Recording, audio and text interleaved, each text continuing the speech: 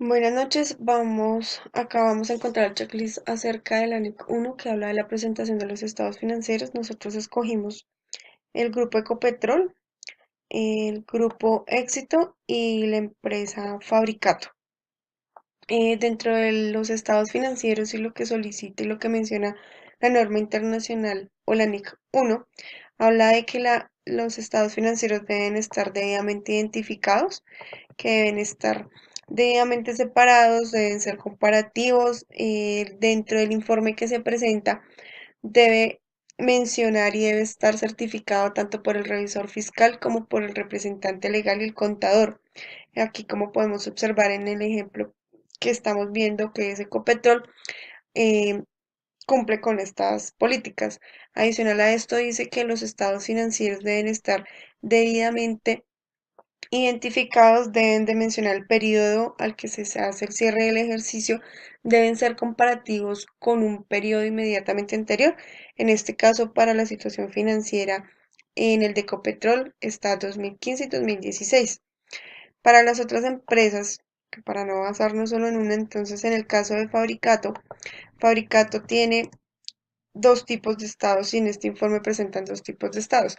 Están los estados financieros separados, que están certificados, habla del estado de la situación financiera, el de resultados y resultados integrales, cambios en el patrimonio, el flujo de efectivo, y adicional a esto muestra todas las notas en las cuales se basó para poder realizar el informe.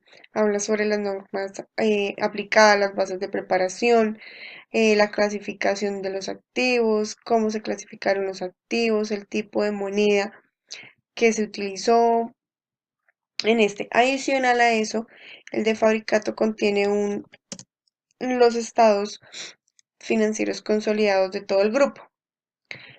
Entonces acá encontramos de nuevo todas las certificaciones, los estados consolidados, las notas de cómo se hicieron las aclaraciones, de cómo se tomó y cómo se aplicaron las normas en todo, en estos consolidados, las bases de consolidación, cómo se tomaron las conversiones de los datos, la clasificación de los activos, de los instrumentos financieros, de todo lo que tiene que ver con inversiones, inventarios, habla del tipo de moneda. Asimismo, encontramos el del grupo éxito. En el del grupo éxito podemos observar que están debidamente identificados, están las notas, está todo según lo indica la norma, están comparativos de un año al otro, presentan las notas, están debidamente firmados, habla sobre la información general de la compañía, porque eso es otra cosa que menciona la NIC. Dice que la presentación, en la presentación de los estados financieros debe especificarse nombre, dirección, oficina donde desarrolla su actividad principal, si pertenece a un grupo de empresas, si es casa matriz, subsidiaria, filial, debe mencionar toda la base de preparación, las estimaciones, el tipo de moneda, que ya lo habíamos visto en los otros balances. Entonces aquí podemos observar que para los tres estados financieros que escogimos, se cumple con las normas. Adicional a eso, tenemos un cuadro comparativo en el cual podemos observar cuáles son las políticas de medición sobre los activos y los pasivos.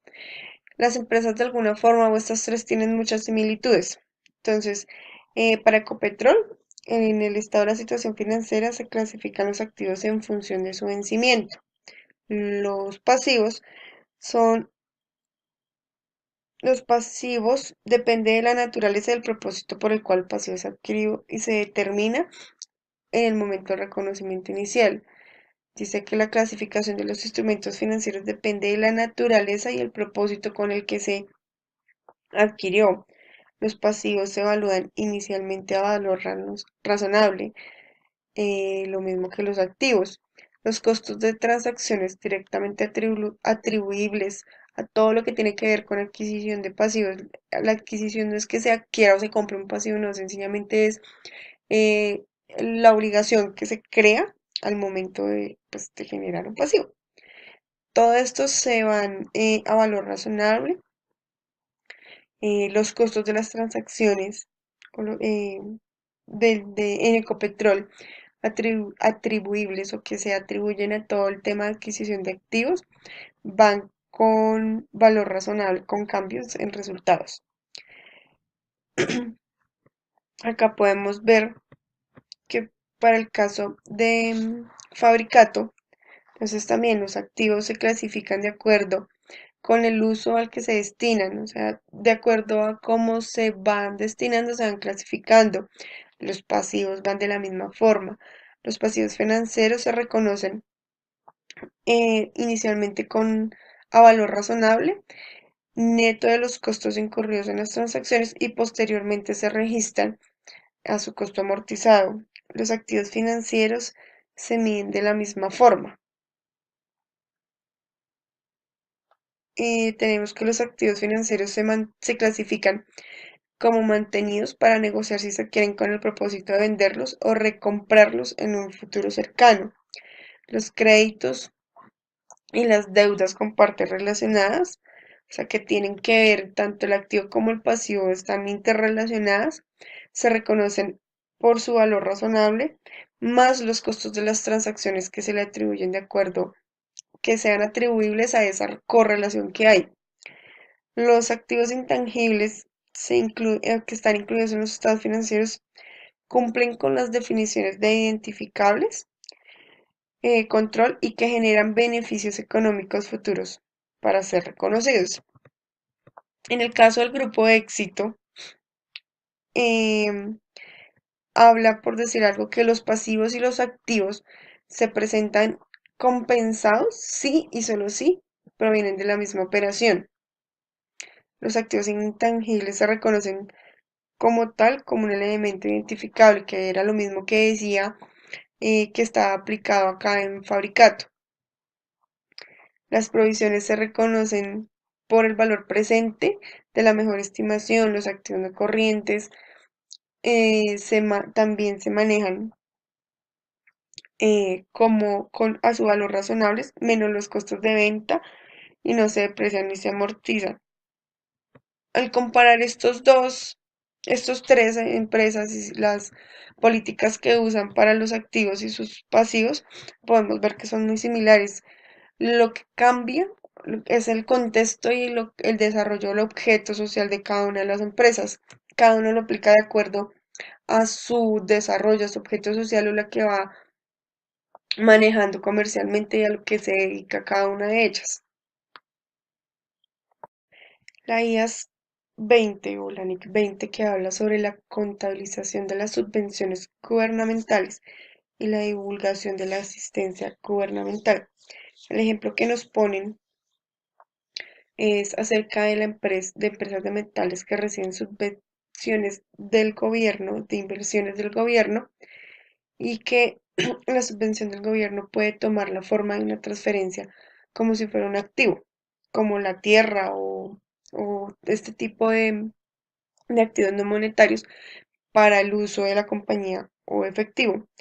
La norma nos dice que la subvención debe ser reconocida cuando exista una seguridad razonable que la empresa cumplirá con las condiciones adjuntas y que las subvenciones serán recibidas. La entidad informante debe cumplir todas las condiciones asociadas a la subvención. Las subvenciones que requieren que el receptor compre, construya, adquiera activos que sean de larga duración, incluidos los activos intangibles, se deben reconocer estableciendo la subvención como si fuera un ingreso diferido. Entonces quiere decir que vamos a crear un pasivo o si no, también se puede deduciendo la subvención del importe en libros del activo, o sea, los vamos a quitar en los activos. Adicional, también nos dice que los ingresos diferidos se deben de reconocer dentro del estado de resultados de forma sistemática.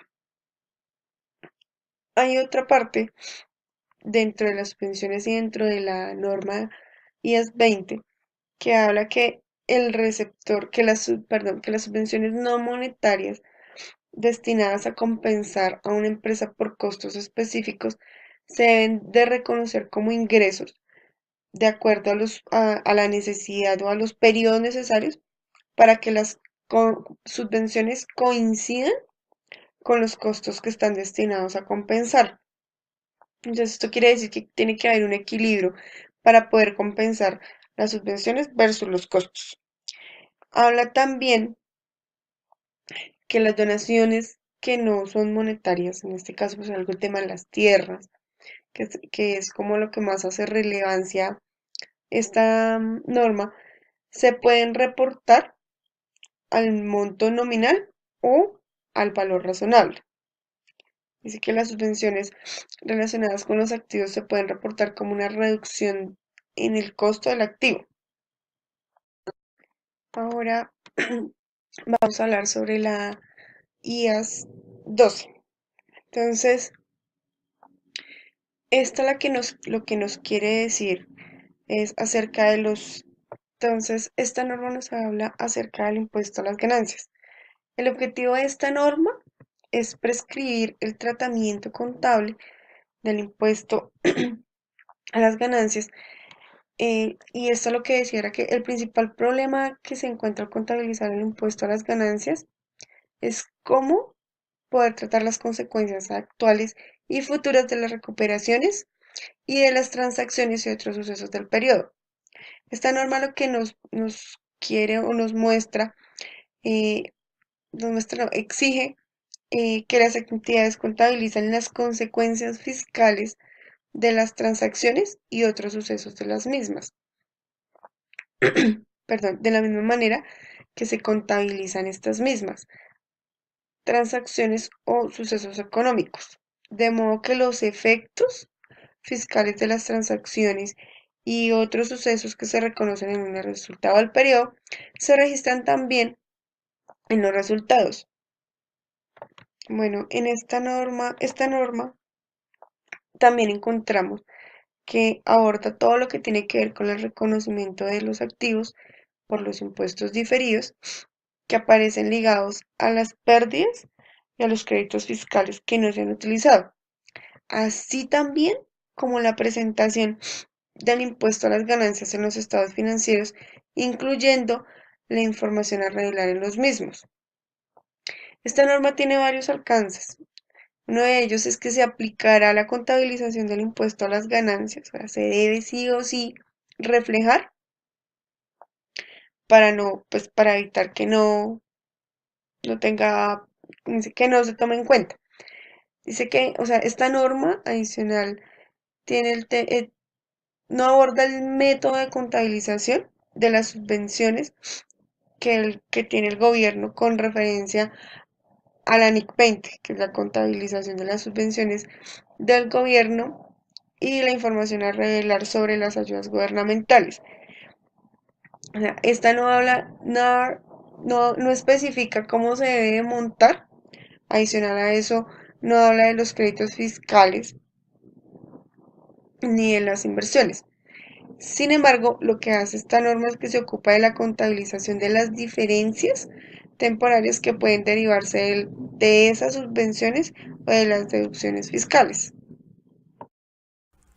Buenas tardes, mi nombre es Wendy Molina. En esta ocasión les voy a explicar la parte de las transacciones para el taller de estados financieros.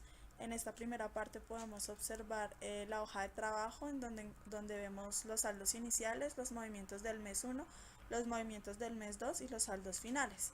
Esta es como el resumen de las transacciones uno a una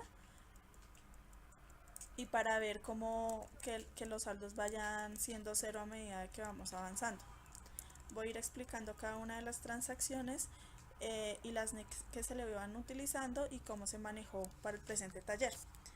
Dice que en el mes 1 una compañía a través de una operación de leasing con Leasing El Occidente adquirió una maquinaria de 250 millones, la cual tenía un impuesto del 16% que lo tomamos como un interés, y el leasing estaba por 5 años y tenía una opción de compra del 10%. Entonces, para ver este punto, en esta pestaña de leasing, vemos cómo sacamos el valor de la máquina que son 250 millones, el plazo en años, el plazo en meses, sacamos la tasa efectiva mensual a partir de la tasa efectiva anual de 16% y nos dio una tasa efectiva mensual del 1.24. Tenemos una opción de compra de 10%, el cual equivale a 25 millones. Y con la fórmula de PMT sacamos la cuota mensual que deberíamos llevar para ese leasing. Por medio de esos datos sacamos una tabla para hallar el valor actual, en donde utilizábamos la cuota fija y los intereses, y el periodo nos da un valor presente neto de 261.902. La norma dice que debo registrar el menor entre el valor razonable y el valor presente neto.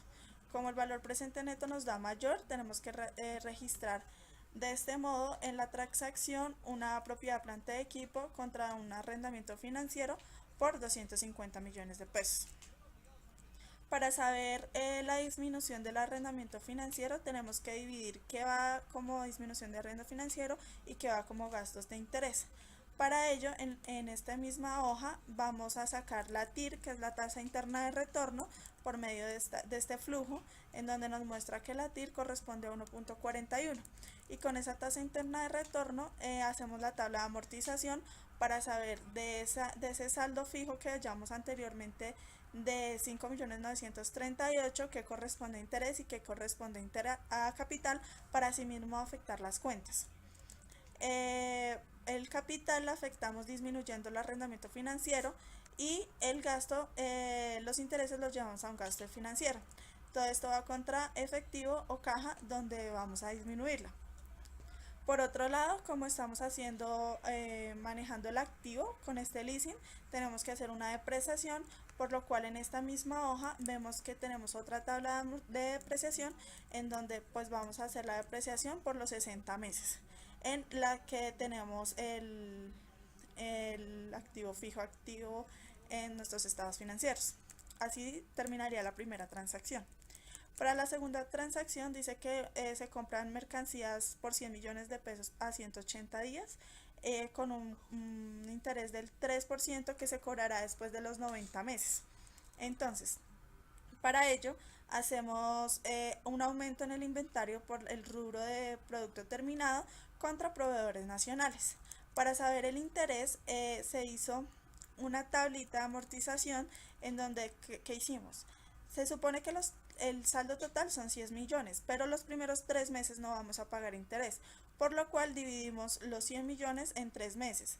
Una vez pagados los 3 primeros meses, nos van a empezar a cobrar un interés por el saldo que tenemos de la deuda, es decir, 50 millones.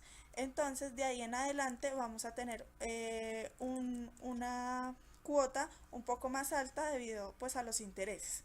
Pero como estamos nada más registrando el mes 1, no vamos a tener ese interés, por lo cual vamos a hacer la contabilización de nada más 16 millones, disminuyendo la primera cuota pagada contra caja. En la tercera causación se cancelan sueldos, entonces pues es nada más la causación por un gasto en el auxilio de transporte y un gasto por sueldos contra salarios por pagar, haciendo la respectiva causación, y posteriormente la cancelación contra el efectivo. En el siguiente rubro, transacción, nos dice que la propiedad planta de equipo tiene una maquinaria la cual tiene un valor de salvamento del 10%, y a la fecha del cierre se ha depreciado al 50%.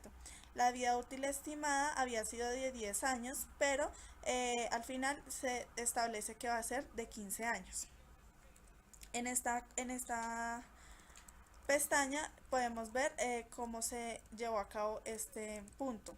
Teníamos un saldo inicial o un valor inicial de 53 millones. Dice que el valor de salvamento es del 10%, por eso son 5.300.000, y la depreciación va a ser sobre el monto depreciable, es decir, el valor total menos el valor del salvamento. En cifras diríamos el 90% de los 53 millones. Esto da una depreciación mensual de 401.000 pesos. pero se ha depreciado en un 50%, es decir, de los 10 años se ha depreciado 5 años, por lo cual nos quedan exactamente el mismo valor, la mitad de 24 millones por depreciar. Como aumentamos la vida útil o se establece una vida útil más larga para este activo, lo que vamos a hacer es volver a coger este valor y volverlo a dividir entre los 160 meses que equivalen, 120 meses, perdón, que equivalen los 10 años.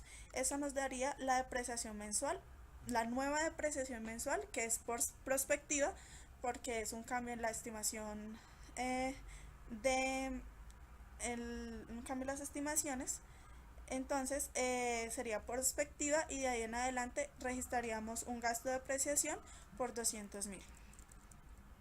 En la siguiente transacción habla que un cliente se declara en quiebra, por lo cual según la NIC 37 y la NIC 9 habla que esto se vería como en la norma nacional, antes se va a manejar como una provisión, pero en norma internacional se le llama un deterioro de clientes. Esto quiere decir que pues que va a ser una cuenta incobrable debido a que pues el cliente está en quiebra. Entonces vamos a generar un gasto por esa pérdida y vamos a tener una cuenta del activo de naturaleza crédito donde vamos a disminuir ese saldo para cancelar los clientes y pues es básicamente una provisión. En el último punto, la compañía del mes 1, la compañía compra en efectivo 500 acciones a 1.200 cada una. Entonces disminuimos el activo, esto es en la NIC 9, disminuimos el activo no sino la caja y aumentamos una cuenta que se llama certificados a depósito a término, donde vamos a registrar los 6 millones que representan las acciones que adquirimos. Para el mes 2, la empresa adquiere redime un CDT con una tasa de rendimientos del 3% mes vencido y con una retención en la fuente. Para este tenemos una suposición y es que ese CDT se adquirió en diciembre del año de cierre. Eso quiere decir que para diciembre teníamos un registro de unos intereses del primer mes y en enero y febrero, que representan el mes 1 y el mes 2, se van a registrar los intereses correspondientes, para lo cual se hizo una tabla de amortización a 3 meses con la tasa del 3%, donde el saldo inicial son los 7 millones y se causan los meses. Los 210 fueron los intereses que causaron en diciembre, los 216 se van a causar en el mes 1 y los 222 se van a causar en el mes 2. Entonces lo que vamos a hacer es primero aumentar la cuenta de certificados de depósito porque pues estamos recibiendo un ingreso y obviamente, como lo acabo de decir, valga la redundancia, vamos a aumentar el ingreso. Como lo que estamos haciendo es redimir ese CDT, nos va a entrar a la caja la suma de los 7 millones más los intereses, menos la renta o el impuesto de renta, y vamos a disminuir la cuenta de certificados de depósito por CDT por los 7.600.000. En la siguiente transacción habla de que la compañía vende un contrato de 50 millones de mercancía con un margen de utilidad del 33 y un puesto de ventas y que la mercancía será entregada en el mes 3. Esta transacción se hizo a modo explicativo, donde tomamos el costo de ventas contra el inventario y aumentamos la caja y generamos un ingreso. Lo que pasa es que según la NIC 15, que va a reemplazar a la NIC 18 y a la NIC 11, dice que como no se han transferido los riesgos y los beneficios, no debemos registrar esta transacción. Entonces esta transacción sola no se tuvo en cuenta ni para la hoja de trabajo ni para la presentación de estados financieros, sino que solamente se dejó para ver cómo debía hacerse en el mes 3. En la siguiente transacción habla de que se evaluó la máquina por 60 millones. Esa es la NIC 16.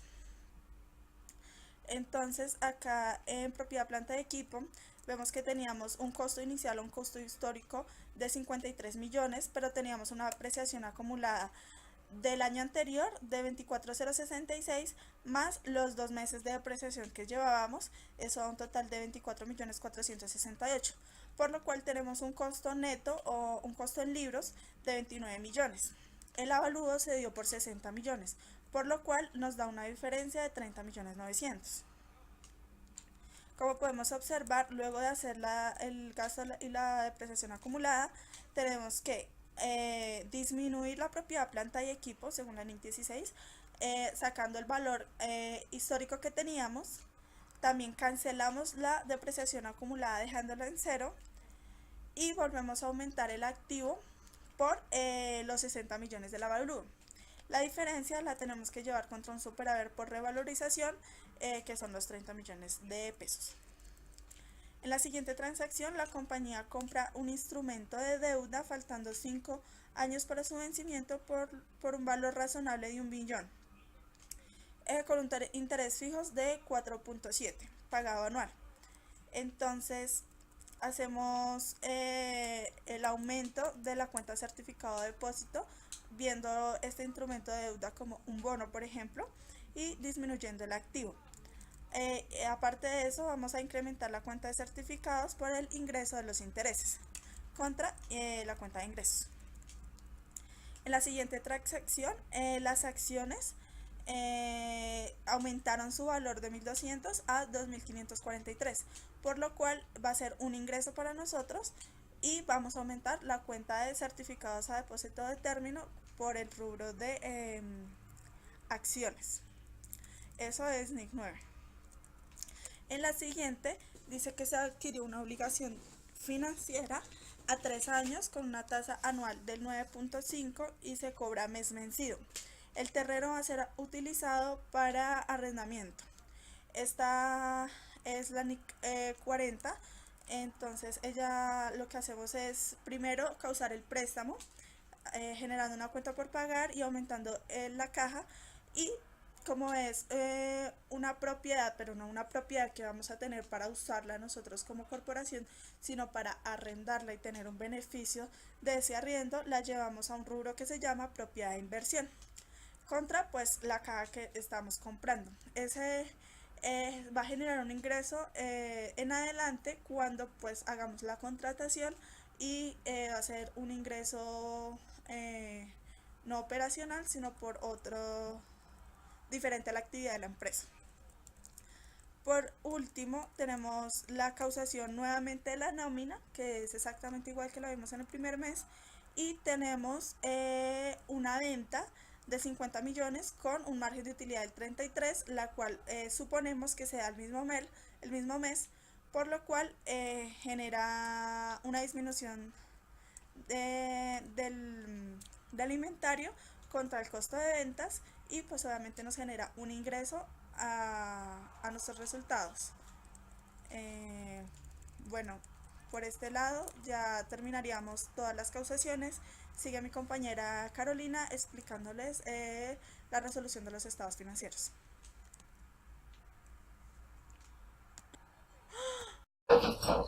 Buenas noches, dando continuidad a las transacciones que mi compañera Wendy acabó de explicarlos, pues se va a explicar la consolidación de los estados financieros basados en que los entregados en las actividades de la empresa fueron entregados bajo Colgap. Los estados financieros de la compañía se han presentado de acuerdo con las normas de contabilidad y de información financiera aceptadas en Colombia, fundamentadas en las normas internacionales de información financiera bajo la NIC 1. Y otras disposiciones legales aplicables para las entidades vigiladas y controladas que pueden diferir en algunos aspectos de los establecidos por otros organismos de control del Estado.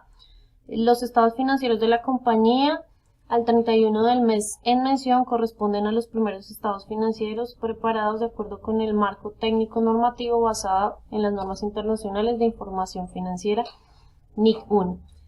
La cual nos habla que la finalidad de los estados financieros constituye una representación estructurada de la situación financiera y del rendimiento financiero de la entidad. El objetivo de estos estados con propósitos de información general, es suministrar la información acerca de la situación financiera y el rendimiento financiero de los flujos de efectivo de la entidad que sea útil a una amplia variedad de usuarios a la hora de tomar sus decisiones económicas. También nos dice la NIC 1 que los estados financieros también muestran los resultados de la gestión realizada por los administradores con los recursos que se les han confiado.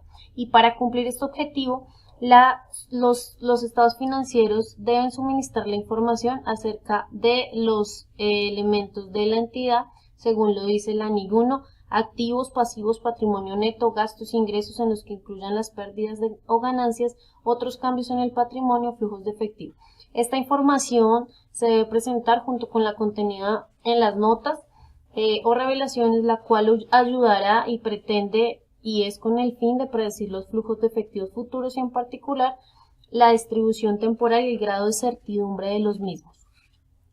Por esta razón, entonces, basados en las transacciones, la compañía SACCA, estados de la situación financiera, cifras expresadas en miles de pesos colombianos, a través de las transacciones que hicimos durante los 2 meses o periodos, se hizo basados en la actividad que la empresa desarrolló para finalmente consolidarlo en activos corrientes, para lo cual desprendemos los rubros de efectivo y equivalentes, los certificados de depósito a término, los fondos fiduciarios, los deudores comerciales y otras cuentas por cobrar, que son los llamados clientes, y algunos otros activos no financieros que pues igual hacen parte del activo, pero bajo la norma se dan como no financieros.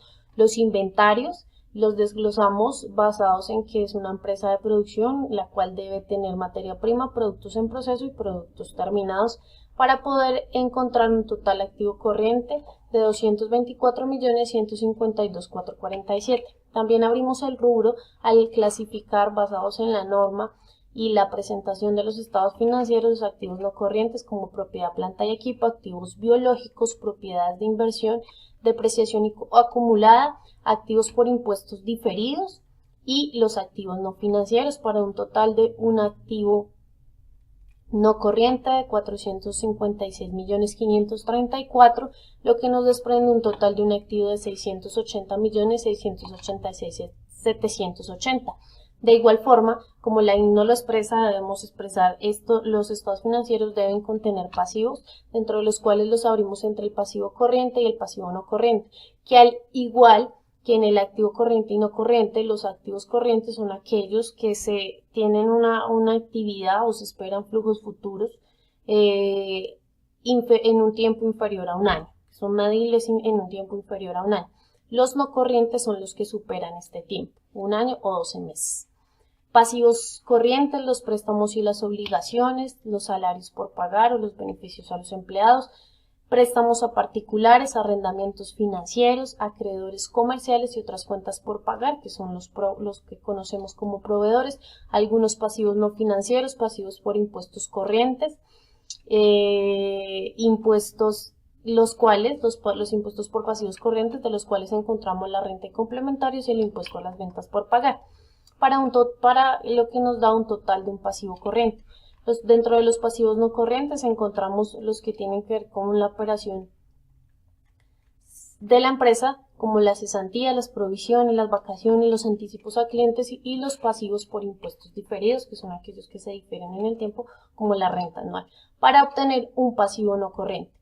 Del total pasivo obtenemos 587.148.334 arrojado por el movimiento de la empresa según las transacciones que hicimos en lo largo del ejercicio. Tenemos el patrimonio, en el cual tuvimos una transacción de superávit, y el resto de los saldos ya los traía la operación de la empresa, lo cual nos da un total del patrimonio de 93.538.447, para un total de un pasivo más patrimonio de 686.86.781, que al hacer la ecuación contable estamos pues cuadrados, hay balance. Seguidamente, después de explicaré el estado de la situación, el estado de resultados de la compañía, el cual también es expresado en cifras colombianas, el cual según La presentación para la norma internacional lo describimos como operaciones continuas en el cual se desprenden los ingresos de actividades ordinarias, el costo de las ventas, las ganancias brutas, los ingresos por función, los gastos de administración y otros gastos por función de la compañía, lo cual nos da un resultado de ganancias por la operación.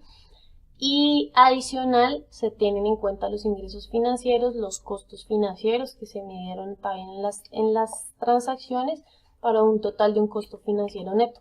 El resultado del periodo nos da una pérdida de 14.941.026, la cual hace parte de nuestro estado de resultados, la que vemos aquí reflejada para que la ecuación contable nos dé perfecta.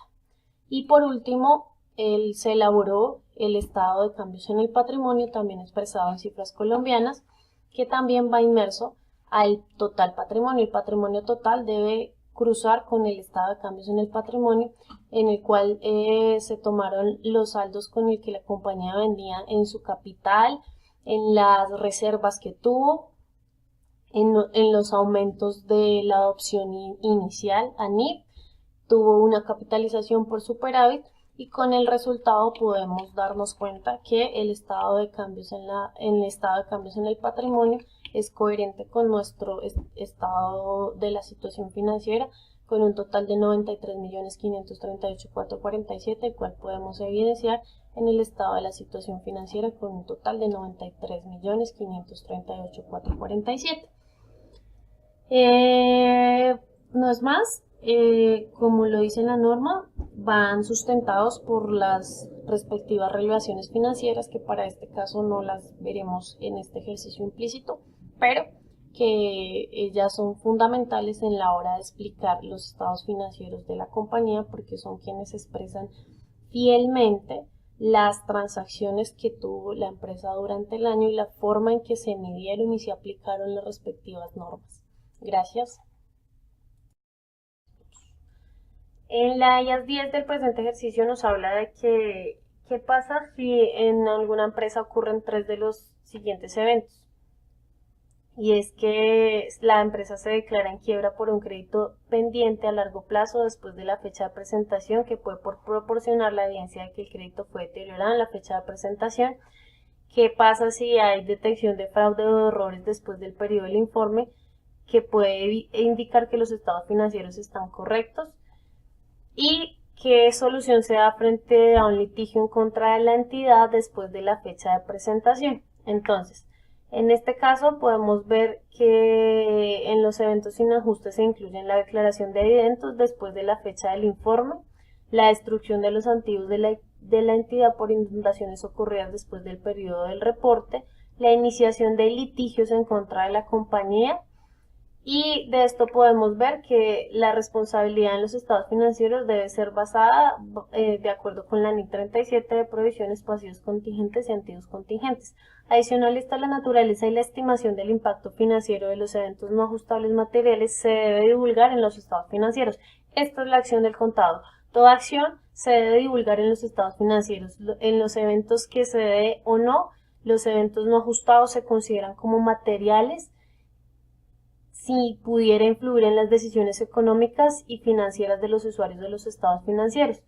Entonces, el plan que el contador debe sugerir a la administración es descontinuar o reducir significativamente sus actividades en los principales segmentos en los cuales se ve afectado, y la entidad debe, en medio de cualquier situación de estas, preparar los estados financieros fielmente según la norma lo expresa, aún más allá de haber la detección de un fraude después de un cierre, que es lo que previamente expresará que no se hicieron los procedimientos contables adecuados.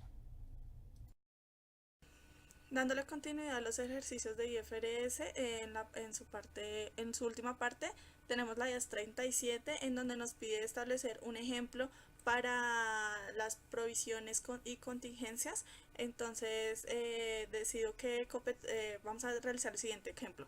Ecopetrol va a iniciar un nuevo proyecto, pero la ley medioambiental vigente determina que luego de terminado el proyecto debe dejar el terreno lo mejor posible.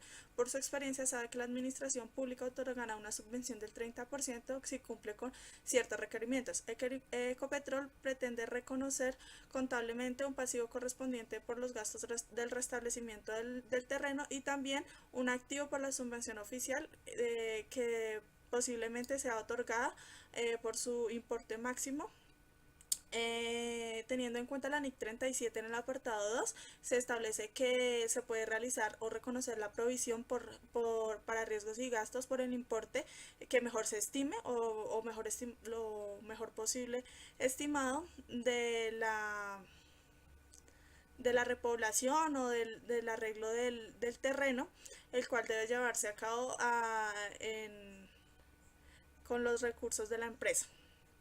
Por otro lado, el activo no se puede reconocer dado que no tenemos la información suficiente para saber si esa subvención se va a lograr o no se va a lograr, por lo cual no es conveniente o la norma dice que no debemos reconocer eso si no es probable de que esta subvención se dé, y como no es probable, si no es posible, entonces no la debemos contabilizar. Por otro lado, tengo la obligación o el deber de representarles la IFR 16, la cual es de leasing. Esta habla que una compañía sacó un contrato de arrendamientos a 20 años con un alquiler de 1 millón, no tiene cláusula de quiebra y tiene una tasa representativa de 6%. Se reconocerá de igual manera, la responsabilidad financiera será de 11.500.000, siendo el 6% el valor descontado en los pagos futuros. Entonces tenemos que reconocer el activo y tenemos que reconocer el activo como propiedad, planta de equipo, y el pasivo como un arrendamiento financiero, arrendamiento financiero. Tenemos que reconocer una depreciación, la cual se va a llevar durante 20 años, que va a ser por 573, y un costo de intereses de 638. Como se puede ver, entonces los resultados es que el primer año es de 1.260.000 con un aumento en comparación del costo del alquiler de 1 millón que se reconocerá en el arrendamiento operativo. Al final del año, el arrendamiento financiero. Al final del año también se dará un ajuste del arrendamiento y el pasivo asociado, puesto que el activo se reducirá debido a la depreciación registrada durante el año, y el pasivo también se disminuirá debido a que tiene que restársele el pago del canon, que va a ser un pedazo por el pago del canon y el otro pedazo pues va a ser por los intereses. No siendo más, me despido. Quiero pedirle perdón, profe, por este video tan extenso. Yo sé que nos pidieron un video de 15 minutos, pero la verdad una vida tan extensa fue muy difícil simplificarla a 15 minutos. En serio le pido excusas, trabajamos el taller lo mejor posible, lo más detallado posible, y espero pues que nos entienda en este tema de lo largo del video. Muchísimas gracias.